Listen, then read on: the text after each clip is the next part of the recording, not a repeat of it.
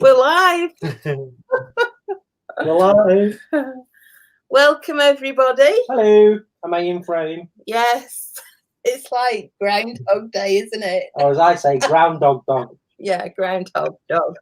So, welcome to At Home with the Fishers, starring Nicola and Chris Fisher, RPT. This is episode 33, and our special guest tonight is SK Krafts. Hello. So, welcome. Woo. Right, you done now? That's all. I'll speak to you later. Bye. So we've not got much light here. Let me just move this light around a bit. That's I a bit don't better. need any. Yeah, we can see now. So shall I tell you who's on the chat? We've got Blind Woodturner. Hello. Maple Tree Studios. Andy Pugh. Hello. The Flaming Turner. Hello. Brett Cunningham. Good evening, Brett. T+G. Hi, guys. I think, Leona Faye. Hi, Leona. I think that's everybody. So welcome and thank you for joining us tonight for this episode of At Home with the Fishers. What were you going to say then? I don't know. You do know. I don't know. It was You like were. you had to brain freeze. Yeah, I phoned someone yesterday and left a voicemail. Actually, it's someone that had commissioned some key rings. So halfway through the voicemail, my brain just slipped out of gear, didn't it? And I went, you, and I had to say on the voice message, sorry, but my brain just slipped out of gear. Yeah, it's terrible when that happens. I love the way you looked over to me as well when you did that. Because I knew you'd be commenting. So, David McLernan Woodturning Crafts, Hello. Keith Greenfield, Cy Smith, Love Angel. Oh, hi guys. So a few people have just joined. What's just pinged? Welcome. It's a news thing, Apple News. All right, okay. Well then, so welcome to Make a Monday. Why are you laughing again? I don't know. It's just one of those nights. I'm sorry, it's not. All it is, it's my face. Anyway, let's carry on with our very special guest. Yes, we have. So let's start with the first question. So, and I know that professionally you do a lot of making, but let's just talk first of all about the things that you do outside your job. Why do you make? Why do I make? Relaxation more than anything, I would imagine. Because like I was saying to you a little while ago, when I lost my name around it, I went through a bit of a dark patch, and I just buried myself into making bits and bobs and this, that, and the other. Yeah. And I've always spent a lot of time in the workshop and I've never been a sitter and watching telly. I've always been making stuff. I don't know if you follow me on Instagram, but the red Land Rover Discovery I drive, I virtually rebuilt that because it was all totally rotten underneath. Right. So I spent about 8 months rebuilding the whole chassis on it. So when I'd finished that, obviously I had nothing else to occupy my mind. So I decided that I wanted to go have a little go at woodturning because my granddad used to be a woodturner. Oh, right. And but when he was, because I was an engineer mechanic and engineer by trade. So I was always on the steel side. My granddad was on the wood side. So he always wanted me to have a go at woodturning. I said, no, it's an old man's game. I don't want to have a go at that. So I've always been away from the wood. So, but then when he passed away, and I finished my car, I wanted to have a go at the woodturning. So I bought myself a cheap little lathe, had a go, and just enjoyed it so much because it's a lot bigger scope to make stuff than what I ever dreamed it could be. So I just got rid of the cheap lathe and bought myself the lathe I got now and just pushed myself into it, really. So really the reason I do it is to keep me occupied and get rid of all the work stress and just the stress of life, really. Because when you're making, you just forget about everything else. Yeah, and just for our listeners, what is it you actually do in your day-to-day life? We know, but for anyone that might not. I'm a builder for my sins. We're not all bad. So are you sort of like multi-skilled, or do you specialise in just one? Well, I'm not actually trained as a builder. Like I say, when I left school, I'd done a motor mechanic apprenticeship. with Ford. I decided after doing 3 years that I didn't like it, so I went into factory maintenance, which I worked for Beryl Pen Manufacturing for a little bit. So then I left that to go through a small engineering company where we used to do conveyor belts and vulcanizing conveyor belts on site. After a couple of years of that, I wanted to change again, so I went to Campbell's food manufacturing, and I worked there for the best part of 9 years on the engineering side. And then they was offering redundancies, and my dad is a bit of a builder, painter, decorator, builder. And he said to me, I've got this insurance contract, come and work with me. So I started up a small business, and that's where it's gone since then. That was in 2004. I started self-employed. Wow. And it was hard to start with. I'm not going to lie. It was really hard to start with, because after about 6 months of the insurance work, the bloke we was working for done us out of a lot of money, because we was doing the work and he was claiming the money from the insurance company, but he weren't paying us. So in the end, we had to cut our losses and go at it alone. And we was just doing little handyman jobs to start with. And then gradually the business got bigger and bigger and bigger, and to where I am now, really. Cool. So, yeah. And do you enjoy? It's been hard work. Do you enjoy doing it? Yes, I do. Yeah, I do, because I'm not doing the same thing every day. I could be fitting a kitchen one week, and like this week I'm doing bathrooms, plumbing work and fitting bathroom suite. I could be hanging doors next week. It's just a massive variation. And don't get me wrong, you get days you don't like it when you're plastering, you ache all over and things like that. But it's just, you just move on, don't you? You just have to deal with the bad. But I do really enjoy it. I love it. I really do. Because like I say, I'm not doing the same every single day. It's really nice. And you meet some great people as well. Yeah. I've seen some of your pictures of some of the things you've been working on. I think you posted a few on Instagram and stuff. It must be quite satisfying doing something like that and having the nice finished kitchen or bathroom at the end of it and thinking, I've done that. It must be really nice to have those skills.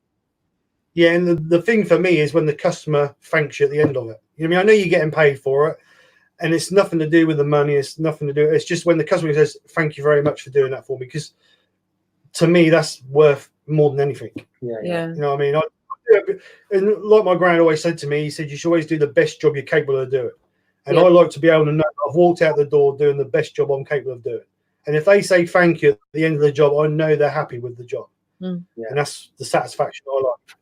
Yeah, it's a good point that you've done a good job. You can be proud of yourself. The customers over the moon, and the knock-on effect from that is they're going to tell people what a skilled craftsman you are, and hopefully that's going to bring more jobs your way.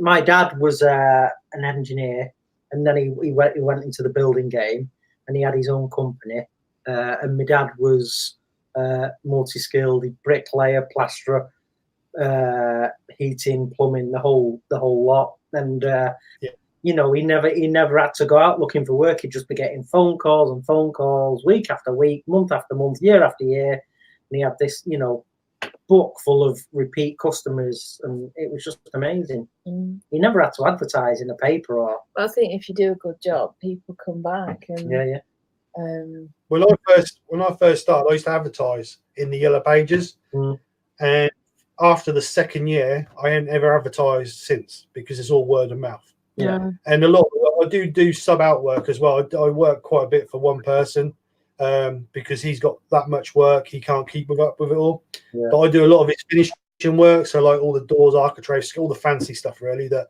his guys can't do. So I do a lot of finishing work for him. But it's nice because that's a regular bit of work as well. So it's nice. Yeah, awesome. Yeah, here comes Tinkerbell. Right, Bam Bam. Bamba's just joined us. Now he's gone. So have you got any personal projects on the go or anything that you're doing or you've got plans to do coming up? Not major ones. I've got a couple of Christmas projects that I'm trying to finish before obviously Christmas. One of them I don't think I'll get done because there's a lot more involved in it than I expect You know, you have these marvelous ideas in the back of your head, and then when you actually put them into practicality, they sort of take twice as long as what you think they're going to take. So, but if not, I'll still video it, and then I'll use it for next year. So it's not an issue. But no, I try not to. I've got a book with projects I want to do in it, but I don't really know when I'm gonna do that until I really, you know, because I don't know how Chris works, but I sometimes just walk in the workshop, pick up a piece of wood, put it on the lathe, and think, right, this is what I'm going to do with it. I don't really, yeah. I do that often. I think the trouble is, the more you think about it, the worse that idea comes. So to me, sometimes it's just better doing it off the head at the time rather than, you know, doing it like the one I put on Instagram the other day. I've done Saturday morning. I just went in the workshop, see a blank that I made earlier in the year, and I thought, God, I'm going to turn that, and that's what I did. Yeah, I mean, and I've got a book full of projects that I want to do, but I just look at them and I think, no, another time. So at the moment, I've got no, other than the Christmas ones, actually on the go. So, but I've always try and keep 2 or 3 projects ahead anyway, just in case with work commitments I don't get a chance to record through the week. Yeah. So you know what I mean. Because it is hard with work, and you mean the last thing sometimes I want to come home is do an 8-hour day and then come in and do 4 hours in the workshop ready for a video for the Friday or Saturday. So I always try and keep 2 or 3 videos ahead. So, but don't always work, but I try. We know that feeling, don't we? Yeah, have a plan, but have a contingency. Yeah. So, what has your involvement in the maker community given you? Sanity. That's a miracle. Hasn't it made you a tiny little bit more crazy as well? Oh, well, some of the people are a bit crazy, I will be honest there. Yeah. But no, it's like I said to you before, well, I joined the community about getting on for 2 years now, because I've been watching people like Nick and Bobby, Heath Knuckles, you know, all the main turners. I've been watching them for like 3 or 4 years. And it wasn't until I actually started turning, you actually sort of put what you've learned off of that. Well, I wouldn't say you learn. Well, you do learn stuff off them into practice. And like my youngest daughter dared me to do a video, which was the pine cone bowl I did. And I was so nervous standing in front of that camcorder. I was terrible. I was shaking. My knees were shaking. Yeah. And so since she dared me to put it live, and I did, and that just really went from there. And the reaction you get from the community is absolutely outweighing. I've never been in such a group. I mean, I've been in several groups. I was in a off-roading group. I've been in other groups, but the community for the turning or makers community is absolutely, everybody's just so helpful and friendly, and it's outstanding. It really is. And even when you like, until I went to Maker Central, I never met any of you folks, but it was like we'd known each other for years. Shake your hand, pat you on the back, you know what I mean? And it's just it was outstanding. It was you. You want to do that one? Big builders out.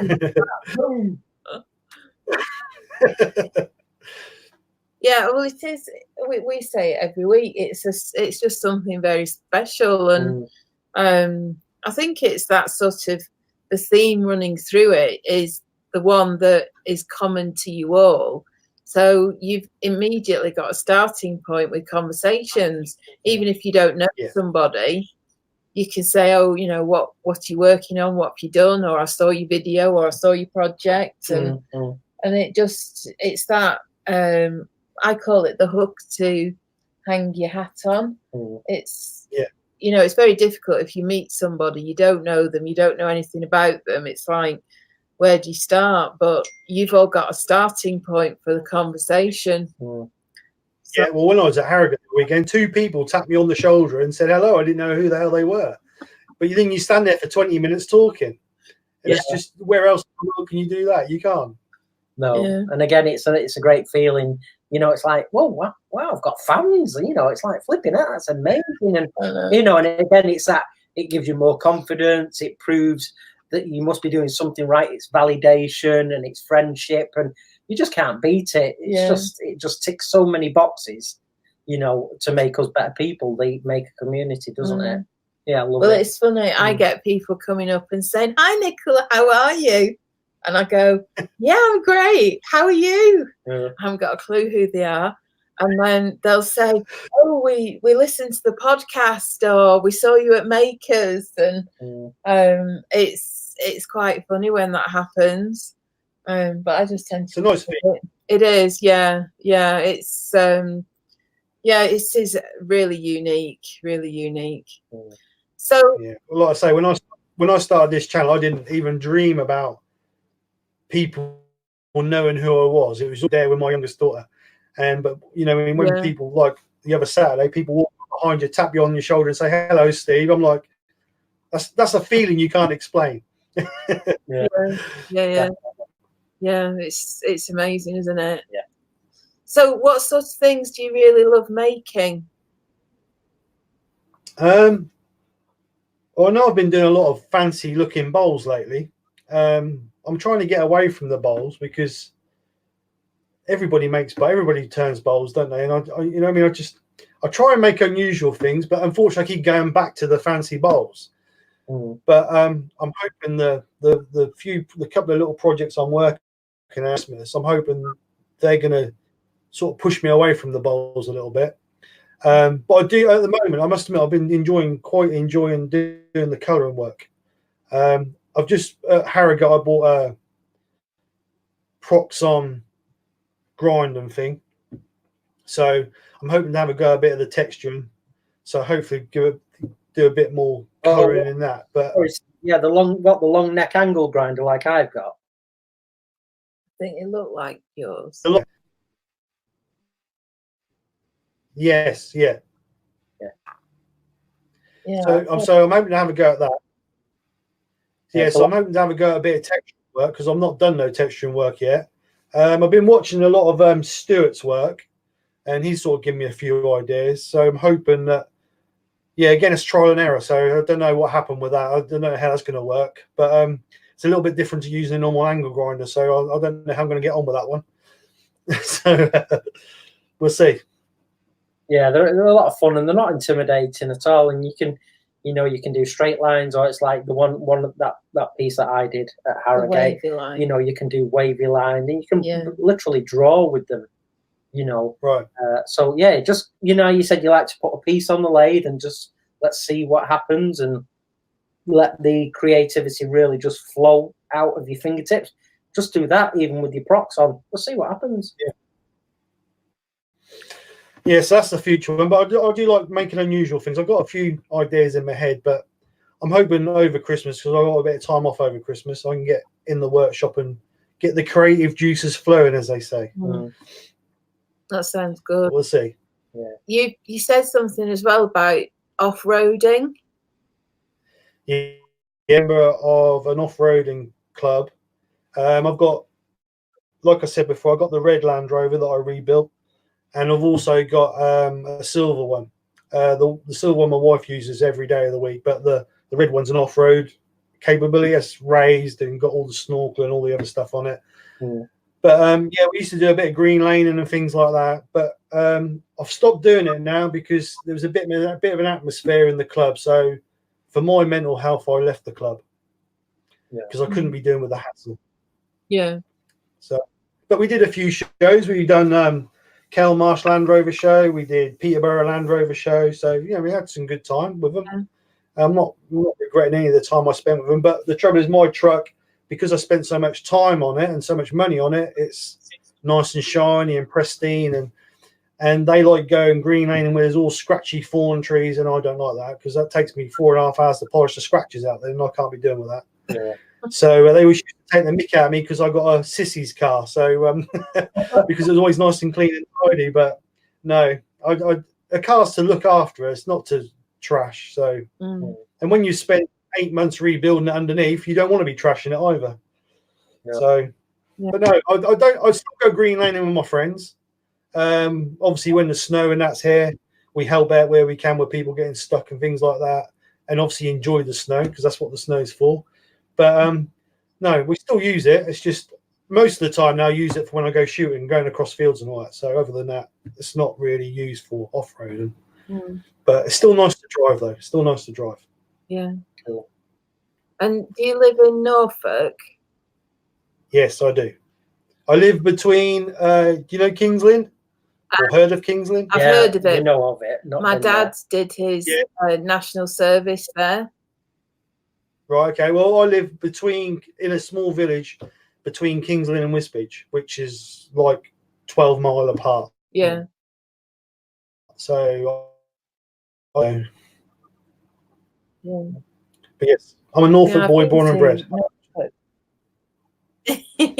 I've only been once, I think, for a business meeting. I've never been. No. So yeah, people think we're snobs down here because we've got the Queen living down the road, but we're not. We're common. And Fry's from Norfolk. He's a famous Norfolk lad, Stephen Fry. Yeah. Yeah, he lives up the road. Yeah, he's got a house up the road. Yeah, cool. So, is there anything that the maker community doesn't know about you? Oh, lots. Well, let's have one.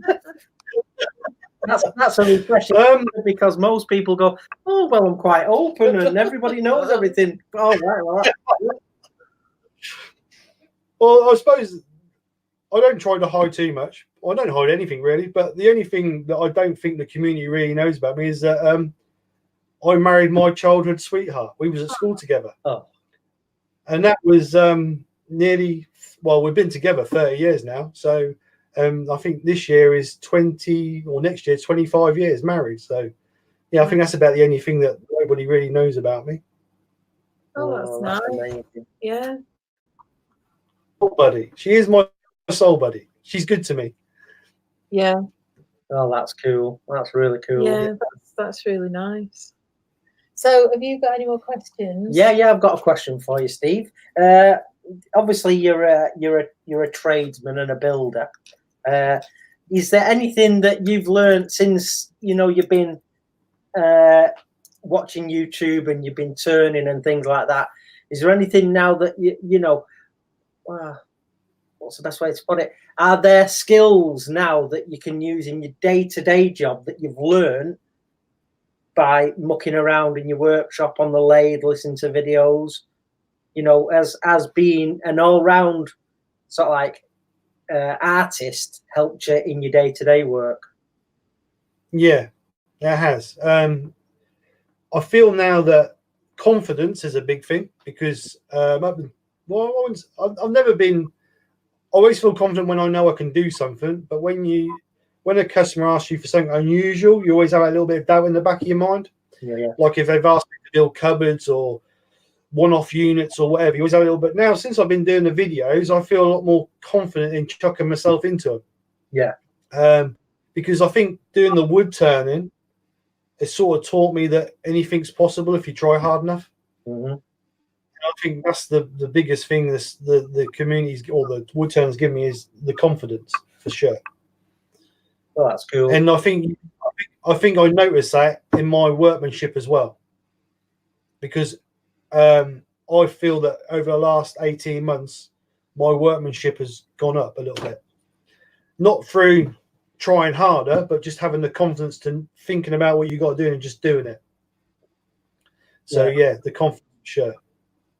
That's cool. So do you ever transfer your skills across? Have you ever done any wood turning on one of your professional jobs, or made something for it? Yeah, I actually I did a kitchen. Must be August time, and where they was solid oak worktops, and where I cut the hob out, I actually took the hob that I cut, or the area I cut out for the hob, and I turned it into a platter for the customer. So and gave her that, and she was over the moon with it. She actually cried, and I felt guilty because she cried over it. I did it because other than that, I'd have brought it home and cut up and put it on my wood burner. But I thought, no, actually, I'm going to turn it into something for her. So the real thing that I've actually used for work I've not had the opportunity to make any fancy bits for units I've made or whatever. And to be honest, half the time you can buy it a lot cheaper and you can make it. I know it's the satisfaction of making it, but when you do profession, you have to think about costs, unfortunately. Yeah. So, because obviously the more it costs me to make, the more I have to charge the customer. Yeah. So, and that's the big thing nowadays with this social we're in, or this company we're in at the moment. Everything's about money at the minute. Yeah. So, there's a few questions. Let me just have a look. I'm going by. Get on, Steve Twidell, what does Steve prefer to work with, wood or resin, and why? Yeah. I don't know really. I don't prefer either over each other. I like the wood because it's a natural product, and I love working with wood, especially hardwoods like oak and things like that. Because it always amazes me how the grain appears, and it's for being a natural product. You can never cut two pieces of wood and they're exactly the same. So that's the reason I like working with wood. But I like using the resin because you can do anything with it. You can put anything in it, and I'm always experimenting putting stuff in it. It's absolutely amazing. But I don't prefer either of them, to be honest. I don't know whether I'm doing resin or wood. So sorry, Steve. I can't. I like the mixes as well, resin and wood and things like that. Hybrid. I think that would be really nice. Yeah, it does. The effects you can get are absolutely awesome. Yeah. Anna B Workshop. Is your name Stephen PH or Stephen with a V? It's confusing that everyone is calling you Steve. Stephen with a PH. But I've been called worse. Yeah. I think there was another. Was there another question? Let me just have a look. There it was just a two. Yeah, I thought I'd moved on. So, anything else you'd like to add? Would you your skills as a woodturner and sort of like a maker, and I'm sort of like just stepping away now from your day-to-day job, would your skills as a woodturner and a maker take you to possibly demonstrating, or would you like to appear on stage at makers in a couple of years? I don't know is the answer. I think I would be a bag of nerves because I've had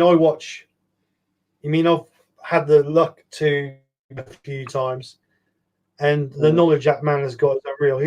He's just like I just draw myself to him because every time I'm with Wayne, I learn something, and life is all about learning, isn't it? And I think if I could spend a bit more time and gain more experience with a lot of the guys who are in the community, then yes. But at the moment, I don't feel that I'm confident enough and a good enough turner to be demoing, to be honest. Well, that's why I said in the future. Yeah, it comes, I suppose it's whether it's something you want to do, and it comes with practice as well. Do you prefer carbide or traditional tools? Carbide for the resin because it's easier. But I do prefer the traditional for wood. Yeah.